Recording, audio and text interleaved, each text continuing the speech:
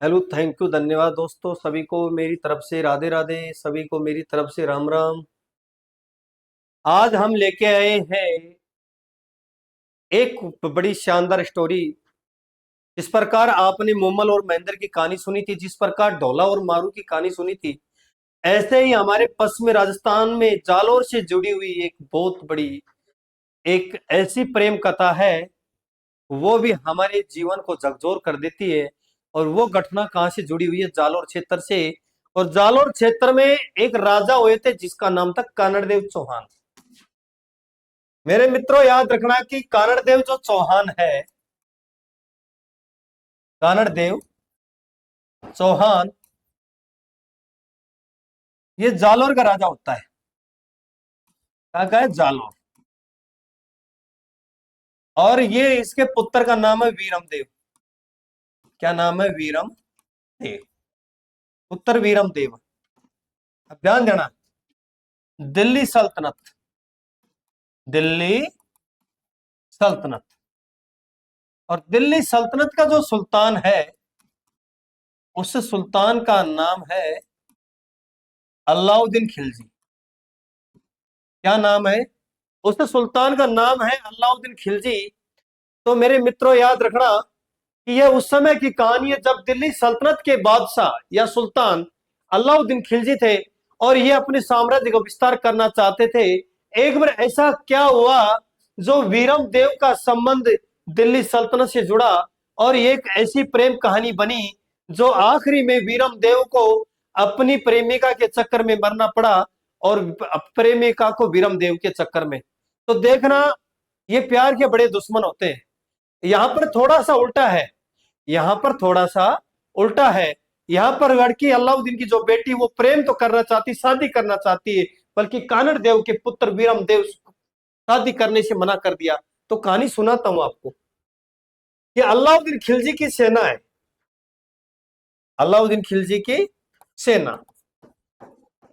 और यह सेना सोमनाथ के मंदिर को लूट के आ रही थी।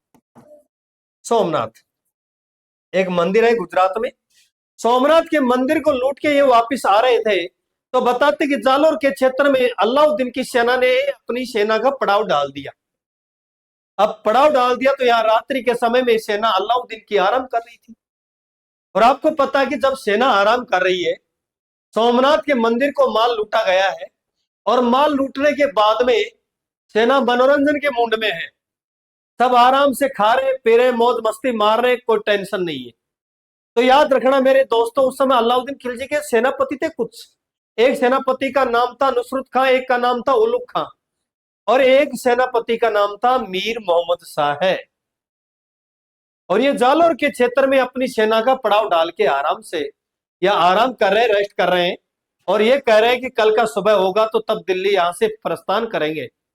तो जिस रात ये आराम कर रहे थे, उसी रात वीरम देव को पता लगा। वीरम देव को पता लगा तो वीरम देव ने सुल्तान की सेना पे अटैक कर दिया।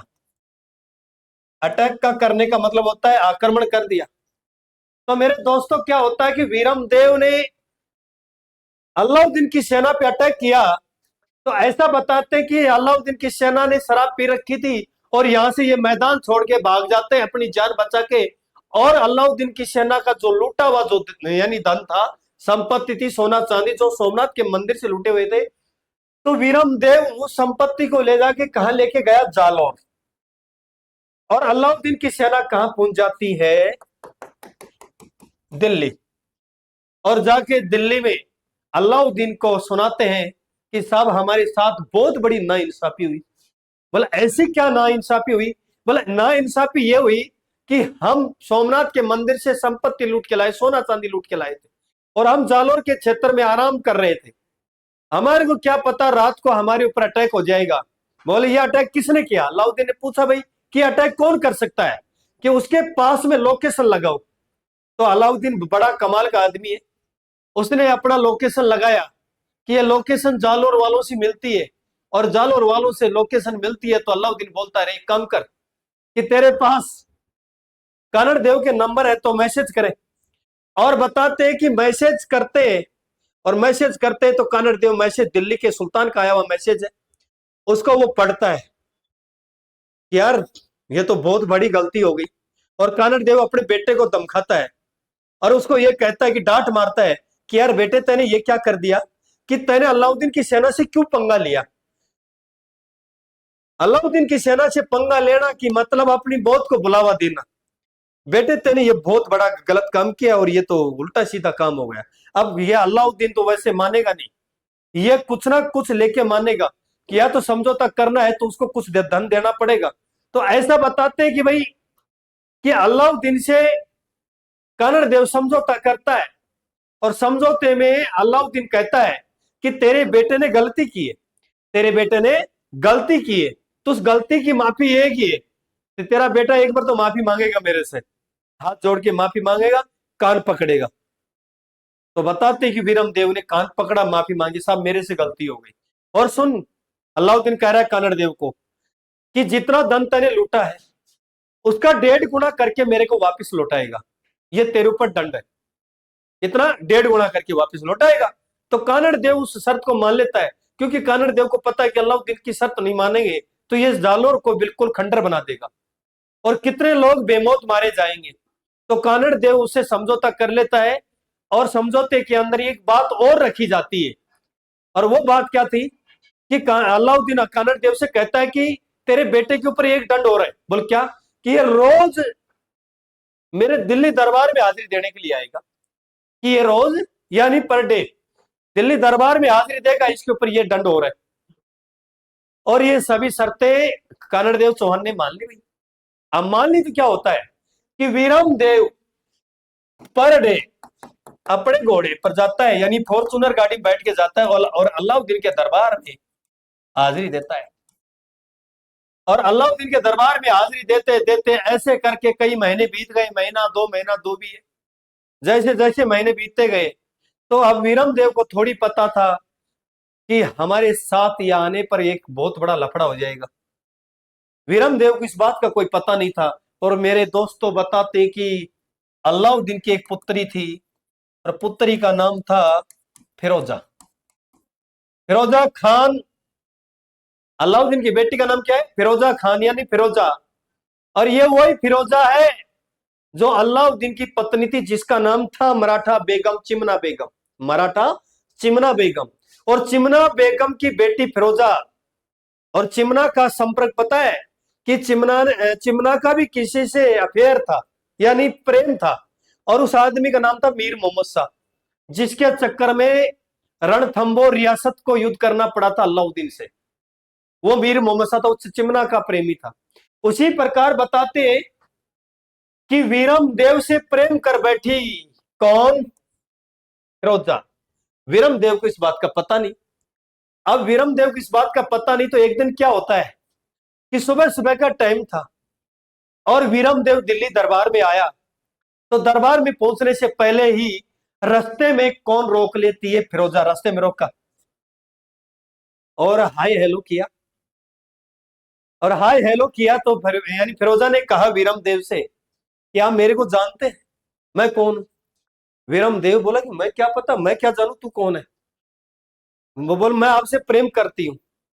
बोला आप मेरे से प्रेम करती तो मैं कहीं करूं, कि तुम मेरे से प्रेम नहीं करते तो मैं क्यों प्रेम करूं मैं आपसे? मैं प्रेम नहीं करता। बोल क्यों? बोला हम राजपूत हैं, हमारे को प्रेम करना है, शादी करनी है, जो भी काम करना है वो हिंदू धर्म की लड़की से करना है। हम तुर्कियों से संपर्क नहीं करते, शादी वाला प्रेम वाला, कि तुम्हारा हमारा कोई प्रकार का संबंध नहीं बन सकता। और आपके ये दिमाग में प्रेम का भूत जो छा रहा है इसको साइड में कर दीजिए। अब फिरोजा कहती है कि विनम देव सोच ले समझ ले, शादी तेरे से करूंगी चाहे कुछ भी हो जाए, शादी तेरे से करूंगी, 2 दिन का तेरे पास टाइम है, सोच लेना समझ लेना, मेरे को वापिस बता देना। वीरम देव कहता है चाहे 2 दिन बाद पूछे, चाहे 10 दिन बाद पूछे, चाहे वर्तमान में पूछे, कि ये वीरम देव सम्मान के लिए जीता है और सम्मान के लिए अपनी जान भी दे सकता है और किसी की जान ले भी सकता है। बल्कि ये प्रेम का भूत और किसी के पास चला भाई, ये प्रेम का भूत मेरे ऊपर नहीं चलेगा, ये प्यार प्रेम वाला चक्कर मैं नहीं जानता। तो फिरोजा सोची कि बड़ा अजीब आदमी है यार, मैं इससे शादी करना चाहती हूँ इससे प्रेम करती हूँ, ये दुनिया का पहला आदमी है जो मेरे से प्रेम नहीं करता। नहीं, आजकल के ऐसे लड़के हैं कि ऐसे कोई मौका दे दे, और ऐसे मौके को कौन चूकता है कि एक दिल्ली के सुल्तान की लड़की कानड़ देव चौहान के पुत्र विरम देव चौहान से शादी करना चाह रही है। कितना बड़ा ऑफर आया, बल्कि विरम देव ने इस ऑफर को ठुकरा दिया। तो मेरे दोस्तों, क्या होता है कि ये लफड़ा आगे बढ़ गया। फिरोजा की बात विरम देव नहीं मानता है, और फिरोजा ने जैक लगाया अपने पिता सुल्तान अलाउद्दीन से, और पिता को कहती कि पिता, मैं भी किसी को प्रेम, यानी कि मैं भी किसी से प्रेम करती हूँ, और मैंने भी किसी को दिल दिया है, और वो इंसान मेरी बातों को समझ नहीं पा रहा है, और वो मेरी बातों को समझ नहीं पा रहा है। तो आप कैसे न कैसे करके उसको समझाइए। और सुनो मेरी बात, बोल ज्यादा दिमाग लगाने की जरूरत नहीं पिताश्री, मैं शादी करूंगी तो किससे करूंगी? विरम देव से। जब अलाउद्दीन अपनी बेटी फिरोजा को समझाता है कि बेटी मेरी बात को मान और सुन मेरी बात, बोला कि तेरा विवाह मैं जरूर करूंगा, शादी जो करूंगा एक अच्छा राजकुमार और एक अच्छी सल्तनत के सुल्तान का या बादशाह का बेटा देखूंगा, तेरे लिए एक अच्छा राजघराना देखूंगा। तो क्यों कानड़ देव के बेटे विरम देव के चक्कर में पड़ रही? जालोर एक छोटी सी रियासत है, वो हमारे गुलाम है, हमारे अधीन है, और आप उससे विवाह क्यों करती हैं? फिरोजा कहती है कि पिता चाहे छोटे हो या बड़े हो, मेरे को बहुत सुंदर लगता है, बड़ा स्मार्ट बंदा है, बड़ा सुंदर है, यानी बड़ा स्मार्ट है, क्योंकि विरम देव बड़ा सुंदर था। और अब रियल बात यही थी कि विरम देव इतना सुंदर था, इतना सुंदर था कि वो उसके ऊपर इतनी छोरियां फिदा होती हैं कि विरम देव किसी को ऑफर नहीं देता था। वो तो फिरोजा खान है, बल्कि उसके ऊपर इतनी लड़कियां मरती थी, वो किसी को नंबर तक नहीं देता था अपना। इतना बड़ा स्वाभिमानी बालक था वो विरम देव। तो ये बड़ी मजाक की बात है, कोई बात नहीं, कि ये विरम देव जो है ये फिरोजा खान को मना कर दिया, बल्कि फिरोजा खान ने अपने पापा से जैक लगाया, और पापा जी ने कॉल लगाया कानड़ देव चौहान के पास कि कानड़ देव चौहान, तेरे बेटे का रिश्ता करना पड़ेगा, और ये रिश्ता मंजूर करना पड़ेगा, क्योंकि मेरी बेटी आपके बेटे से प्रेम करती है। कानड़ देव चौहान बोला कि साहब, मैं डायरेक्ट आपको कह नहीं सकता, मैं मेरे बेटे से पूछना चाहता हूं कि आप चाहे बेटे से पूछे या ना पूछे, हम रिश्ता जल्दी से जल्दी तैयार कर रहे हैं, और हमारी बेटी का वहां पर आपके तारीख फिक्स कर दी जाएगी, और आप जो मांगोगे वो आपको दे दिया जाएगा, आप जल्दी से जल्दी हाँ कीजिए। तो बताते कानड़ देव चौहान विरम देव से बात करता है कि बेटे, दिल्ली से ऑफर आया है, और अलाउद्दीन की बेटी फिरोजा आपसे शादी करना चाहती है, तो बेटे तैने ऐसा क्या कर दिया उसने, वो तेरे प्रेम के चक्कर में फंस गई। तो विरम देव ने कहा कि पापा, मैंने ऐसी कोई गलती नहीं की, मैं तो उसको 10 बार मना किया कि मैं शादी नहीं करूंगा, वो मान ही नहीं रही, तो क्या करें? तो मैंने मना तो कर दिया, मैं शादी नहीं करूंगा। पापा, आपकी क्या राय है? तो बेटे आप बताओ, जैसे आप कहोगे तो वैसे कर लेंगे। तो बेटे ने क्लियर मना कर दिया अपने पापा से कि पापा, मैं फिरोजा से शादी नहीं करूंगा, नहीं करूंगा। तो कानड़ देव चौहान ने यूटर्न कॉल लगाया वापिस कि अलाउद्दीन, कि मेरा बेटा शादी नहीं करेगा। इसका मतलब ये नहीं कि आपके दिल्ली दरबार में हाजिरी देता है तो आप उस मजबूरी का फायदा उठाओगे और हमारी बेटे की जबरदस्ती शादी करोगे। ये तो दो आत्माओं का मिलन होता है, तब जाके वो प्रेम, वो शादियां संपन्न होती हैं, और ऐसे जबरदस्ती कोई शादी नहीं होती। अलाउद्दीन कहता है कि ये काहे की जबरदस्ती है, मैं आपको ऑफर दे रहा हूं, मैं आपको फॉर्चूनर गाड़ी दूंगा, हो सकता है कि नहीं मानेगा तेरा बेटा तो दिल्ली का सिंहासन भी दे दूंगा, बल्कि आपके बेटे को समझाइए। तो बताते कि वीरम देव समझ नहीं पाता, और उधर से अलाउद्दीन का बार बार दबाव पड़ता है, और आखिरी के अंदर यही होता है कि अलाउद्दीन खुद सेना भेजता है कि कैसे न कैसे करके वीरम देव को पकड़ के लाओ। तो अलाउद्दीन की सेना चलती है, और अलाउद्दीन की सेना चलती है तो जालोर पे अटैक करने से पहले सिवाना पर आक्रमण करते हैं भाई। सिवाना पोर्ट किले पर आक्रमण करते, सिवाना पोर्ट पड़ता है बाड़मेर में। सिवाना पे अटैक किया, और सिवाना पर अटैक किया तो यहां पर बताते हैं कि धोखा होता है। 1308 के अंदर सिवाना पर अटैक हुआ। यहाँ का राजा था सातल देव। सातल देव एक कानड़ देव का भतीजा है, याद रखना, कानड़ देव का यानी भतीजा है सातल देव। और ये यानी कि सिवाना की रक्षा करता हुआ बेचारा धोखे से मारा गया, क्योंकि सातल देव का एक सेनापति था जिसका नाम था भावले। सातल देव के सेनापति बावले के विश्वासघात के कारण अलाउद्दीन को यहां पर इस किले का रास्ता बताया, राज बताया। और राज तो क्या बताया, कई जगह अलग अलग मिलता है, बल्कि सातल देव का सेनापति बावले ने सिवाना के अंदर उस पोर्ट के अंदर, जल कुंड के अंदर गऊ का रक्त मिला दिया, और गऊ का रक्त मिलाने से वो जल अशुद्ध हो गया और पानी की बड़ी समस्या हुई, और लोग प्यास के चक्कर में उस किले के गेट खोले, द्वार खोले, और जिसमें वो शीतल देव बेचारा मारा गया, और रानियों ने क्या कर लिया, जौहर। तो सिवाना रियासत बर्बाद हो गई भाई। अब ये बर्बाद हो गई सिवाना। उसके बाद में दूसरा अटैक करते हैं 1311 में, और 1311 में करते हैं जालोर पर, और जालोर पे करते हैं तो जालोर का एक राजा था जिसका नाम था कानड़ देव चौहान, और उसका बेटा है वीरम देव चौहान। अब कानड़ देव चौहान पे अटैक करने गए तो बताते हैं कि जालोर का जो किला है ये बड़ा मजबूत किला है, और कानड़ देव चौहान ने अपने गढ़ के द्वार बंद करवा दिए, और अपने गढ़ के द्वार बंद करवाए तो यहां पर अलाउद्दीन का सेनापति है, बड़ा कमाल का आदमी है, अलाउद्दीन का सेनापति है, बड़े कमाल का आदमी है, नाम कमालुद्दीन है। क्या नाम है? कमालुद्दीन गुरु। अलाउद्दीन का सेनापति है, बड़ा कमाल का है, और कमालुद्दीन उसका नाम है। और ये इस किले पर घेरा डाल देता है, और घेरा डालता है तो कई दिनों तक इंतजार करता है कि कोई इसके द्वार या फाटक खुले। इंतजार की घड़ी चलती रही, महीने 6 महीने बीते। तो बताते हैं कि इस कमालुद्दीन ने एक कमाल किया, और कमाल क्या था कि जालोर के राजा कानड़ देव चौहान के सेनापति जिसका नाम था दहिया बीका राजपूत, दहिया बीका राजपूत। मेरे दोस्तों, मेरे मित्रों, सुनना, कहानी बड़ी गजब की है कि कानड़ देव चौहान के सेनापति दहिया बीका राजपूत है, और दहिया बीका राजपूत क्या करता है, वो कमालुद्दीन के चक्कर में फंस गया, और कमालुद्दीन ने लालच दिया उस दहिया बीका को कि यार तू एक काम कर, तू यहां पर महीने का कितना कमाता रहे। उस जमाने में यही मिलते थे 2000 4000 जो भी है।